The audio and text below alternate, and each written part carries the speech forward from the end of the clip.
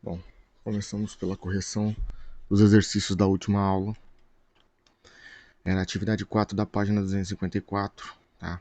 Falava sobre a deformidade na forma do mapa, tá? E aí ele apresenta um mapa que está fora, proporção aí, a anamorfose no caso, né? Ele tem uma alteraçãozinha nele. Então vamos lá. A função da anamorfose é mostrar a área em questão de forma proporcional. Logo, a área maior corresponde ao estado maior, com maior população nesse caso. Ele queria saber exatamente qual era o estado maior, vamos dizer assim, com maior população. E o mapa inteiro apresenta as áreas em tamanhos diferentes, com formatinhos ali, formas geométricas formando, né, o mapa do Brasil. Não fica com a forma exata, mas cada quadradinho lá respondia por por um estado ou por uma capital, se não me engano, né? Então, nesse caso, a área maior lá, e alguns me perguntaram, né? Depois aí eu até tirei a dúvida de alguns alunos pelo WhatsApp, é realmente o estado de São Paulo, tá? Com maior população. Então ele aparece maior no mapa. Ah, mas aí não tem o mesmo formato. Não interessa, é o contexto, né? E aparece ali demonstrando essa área. Então dá para entender se ele quer mostrar qual é o maior dos quadradinhos dos símbolos ali que estavam formando o Brasil, seria obviamente onde tinha maior população. Então, esse é um recurso que a gente usa aí a anamorfose. Ah, mas eu podia usar outro? Podia. Mas nesse caso, a proporção ali já mostra exatamente qual é o maior e o menor valor que você quer saber. Então é mais fácil fazer isso do que ficar usando a paleta inteira de cores para pintar, né? Enfim, na legenda aí. Bom, a segunda OAB, no caso, né, da 4 era pessoal. A atividade 5 da página 255 falava sobre as projeções cartográficas. Nesse caso, as duas projeções são cilíndricas, né? Só que a do Peters, tá, que está em verde lá, ela preserva a área. Então, da Groenlândia, América do Sul e da África. Se for olhar lá no mapinha, vocês têm um mapa aí, dá para localizar e encontrar, não é isso? Para vocês, essas projeções cartográficas estavam indicadas, tá, logo no início do capítulo. Então, seriam essas aqui, ó, que eu já coloquei, então não vou colocar de novo. Ok, tá? Então a primeira aqui é do Mercator, vocês têm como acompanhar aí, porque para você está na página 252, e a de baixo já é a de Peters. Eu coloquei uma definição de todas elas, porque depois eu coloquei uma da plana e também uma da filática, mas seguindo os exemplos de características, ou seja, era uma conforme e uma equivalente. Nesse caso, a conforme utilizada foi a do Peters, perdão, a do Mercator.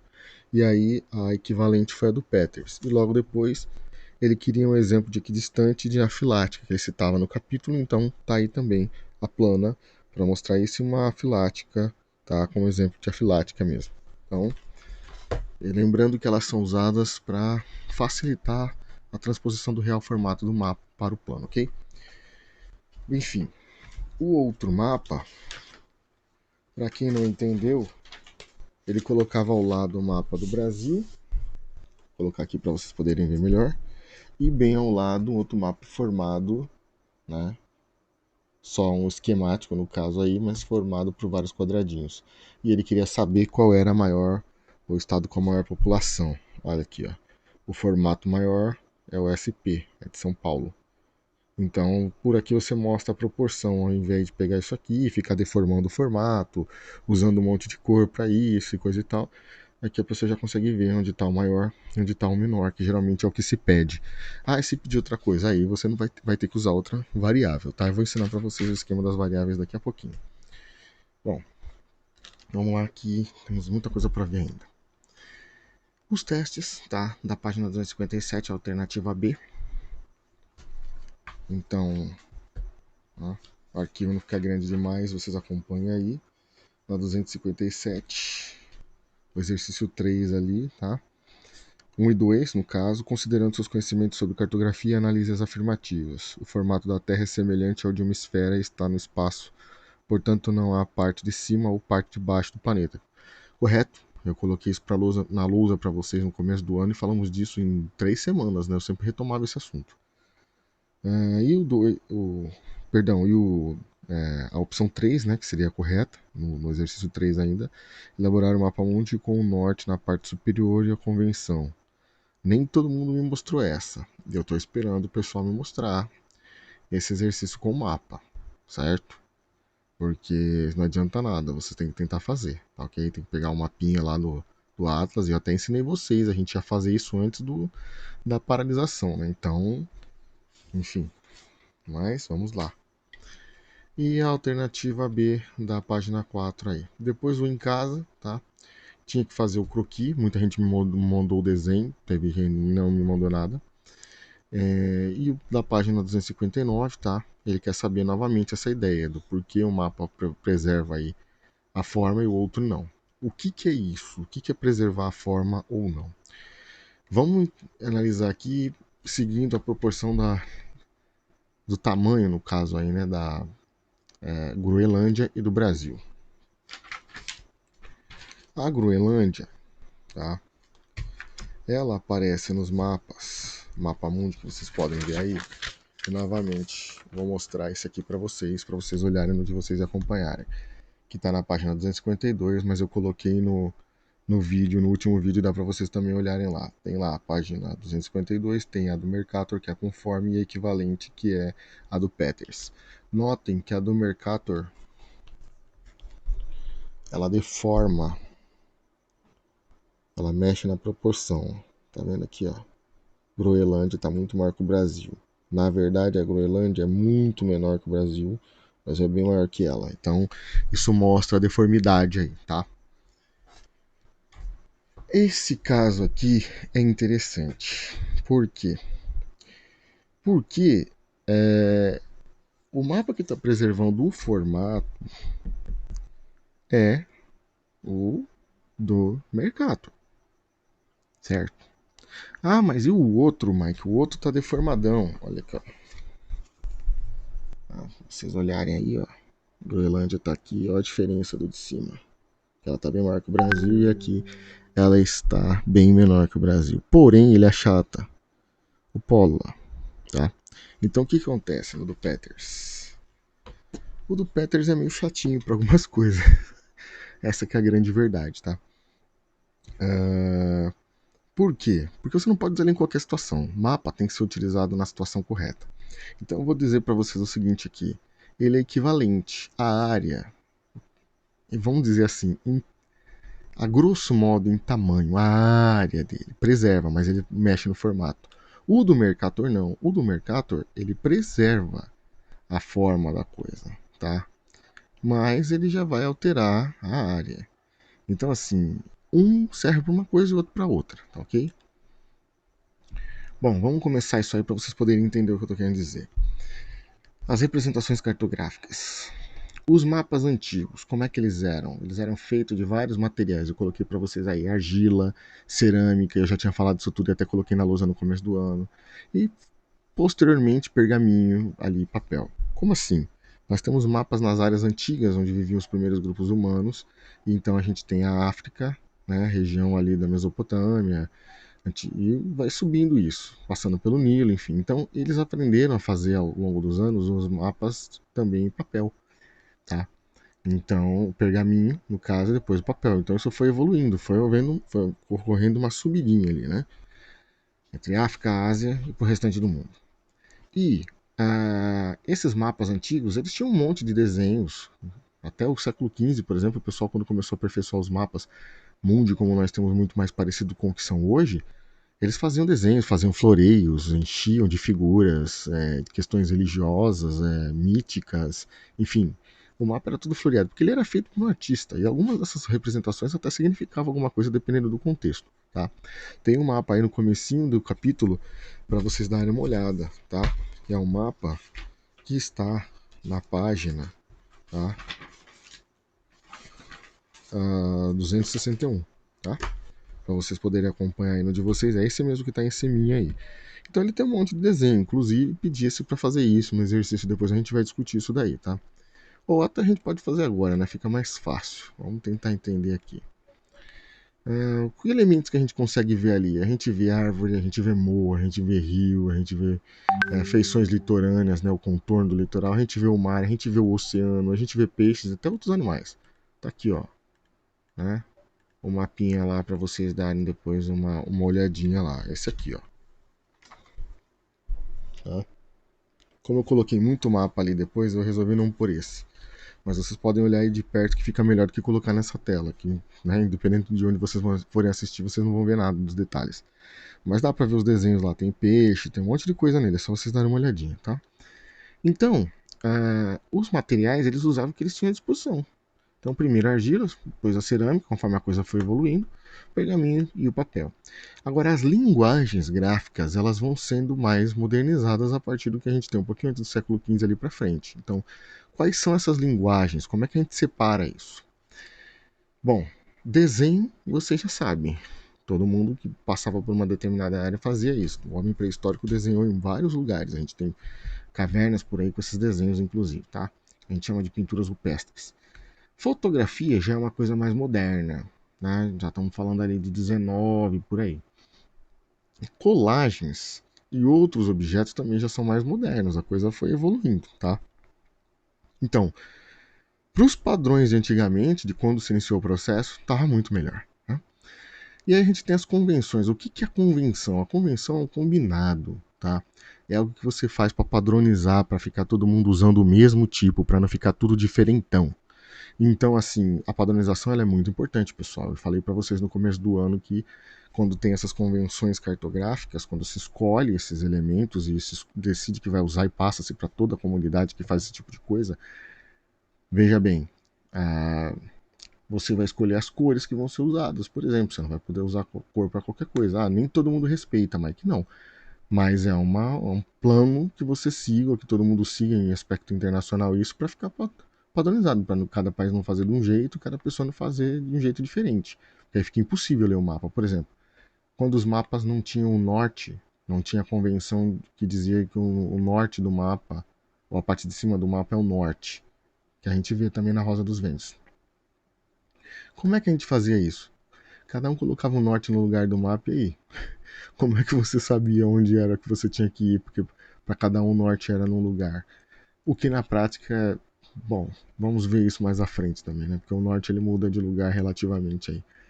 Teve aluno que já chegou a tirar sarro de mim dessa informação ao longo de outros anos aí, mas a galera passa batido nisso e nem presta atenção. Vamos lá. Então você cria esse sistema de símbolos para ficar padronizado, tá? Aí a gente tem alguns elementos que a gente tem que colocar no mapa para ele ficar mais corretinho. Quais são os que a gente procura quando a gente vai estudar isso? Vocês têm que saber.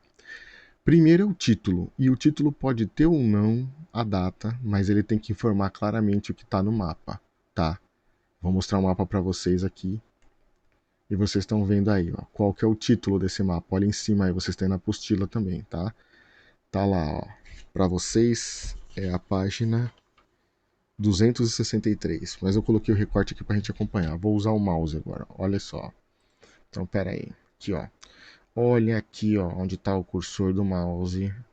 O mapa é Brasil Densidade Demográfica 2010. Olha a data. Porque se eu pegar isso aqui em outro período vai estar diferente, tá?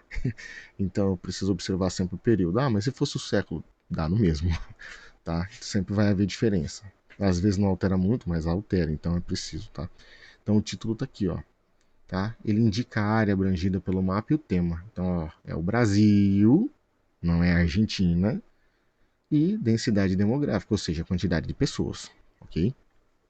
A legenda do mapa também é muito importante, porque ela te dá a entender o que você está vendo. Aqui você pode ter símbolos, você pode ter cores utilizadas, tem várias variáveis para a legenda que futuramente vocês vão estar aprendendo. Nesse momento, só interessa para você saber que a legenda está apresentando a informação no mapa. Então, olha lá, menos de 20, o que? Habitantes por quilômetro quadrado, na cor mais clara. E olha a cor mais escura, né? A tonalidade mais escura, mais de 400. Mike, isso é uma regra? É. Um de vocês me perguntou isso em sala, inclusive. Quando a gente está usando um mapa com graduação de cor assim, a mais clara sempre é para a menor intensidade de um determinado fenômeno, nesse caso a menor quantidade de habitantes, e a mais escura para a maior, tá? Só para deixar bem claro aí, pessoal. Temos aqui também a escala, porque é ela que informa, tá? Ela indica a proporção, a medida do mapa na realidade. Ó, isso aqui foi mexido no tamanho 4.000 vezes, 400, 500, para a gente diminuir para poder ficar mais fácil de poder entender, né, o desenho do mapa. Na verdade a gente está aumentando a proporção, mas enfim. Aqui, ó, esse símbolozinho aqui, ó, da escala, que nesse caso aqui é uma escala gráfica, tá? ela tem um desenho para mostrar, é sempre assim, ó. Tamanhos iguais e ela altera. Poderia ter mais um pedacinho aqui quanto valor, mas aí se um é preto, outro é branco. Então você vai alterando isso aqui, tá? Mas geralmente ela mostra. Por quê? Porque se eu colocar uma régua aferida, ou seja, se ela tiver medida certinho, feito da forma correta, isso aqui é o que vai valer 1 centímetro no mapa. Então se eu medir de um lugar ao outro, eu sei quantos. Ah, deu 2 centímetros. Então eu vou ter que fazer 2 vezes 240 quilômetros. Entendeu? Então, deu 3 vezes esse valor, entendeu? Então é sempre assim. Aqui eu sei, ó, deu 1 centímetro certinho. Então dali tem, de um ponto ao outro, 540 quilômetros. Só para vocês terem uma noção aí. Tem outro tipo de escala? Tem. Vou falar disso daqui a pouco também. A orientação do mapa tá aqui, ó. Então eu sei onde é o norte, o sul, o leste, o oeste, porque tá a rosa dos ventos, tá ali indicando. Mike, mas eu já vi um mapa onde não tem a rosa inteira, só tem a pontinha assim, o norte. Dá na mesma. Se você sabe que ali é o norte, você sabe que para baixo é o sul, então você já sabe onde é o leste e o oeste, certo? E eu ensinei vocês a fazer a rosa dos ventos, não foi à toa. É para vocês entenderem isso e se tocarem nesses eventos aí. E aqui a gente tem a fonte, que indica a origem. Esse mapa aqui, ó, tá? Foi retirado do Atlas Geográfico Saraiva, tá? Tem a página aqui onde ele estava, tudo bonitinho. Então, podem ver que quando eu recorto o mapa e coloco para vocês, mesmo quando eu mostrava na lousa, eu sempre colocava um indicativo aqui, ó, a fontezinha de onde foi tirado, porque alguém fez esse mapa, você tem que saber, para saber se aquele mapa foi bem feito ou não. Enfim, vários fatores, né? Muito bem. Agora que eu já expliquei essa parte para vocês, e olha aqui, ó, os meridianos que a gente estudou na outra aula e os paralelos aqui, ó, nesse caso a linha do Equador, aqui, ó, passando ao Trópico de Capricórnio, né? Aqui nós temos um meridiano, enfim, tá aí, ó, bonitinho para vocês verem. E olha que interessante, ele quer te mostrar uma coisa, ele não quer que você veja em volta, ou veja, mas não preste tanta atenção. Então, ó, ele usou uma cor neutra. Há um exemplo de utilização de cor aqui, ó. A cor que chama atenção tá onde você quer ver, em volta tá tudo cinza, tudo neutro. Né? Já vi gente usar branco também, ou beijinho, né? Mas tons assim que escondam isso aqui, ok? Mas a gente vai falar disso depois. Prosseguindo, ou retornando nesse caso, né?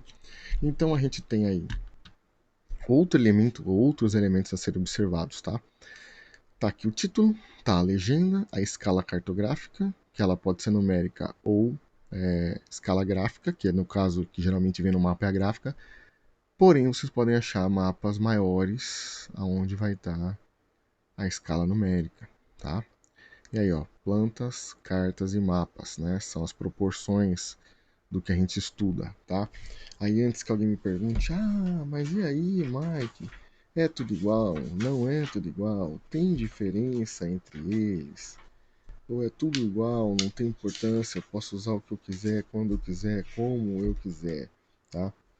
Não é bem por aí não, tá? A gente vai estar vendo isso daí depois aí, para vocês entenderem a diferença melhor. Nesse momento eu não quero trabalhar especificamente isso, eu só quero que vocês saibam que na escala gráfica a gente tem esses elementos a serem observados, nem tudo é mapa, tá? Mas no geral a gente chama, a gente vai ver isso futuramente.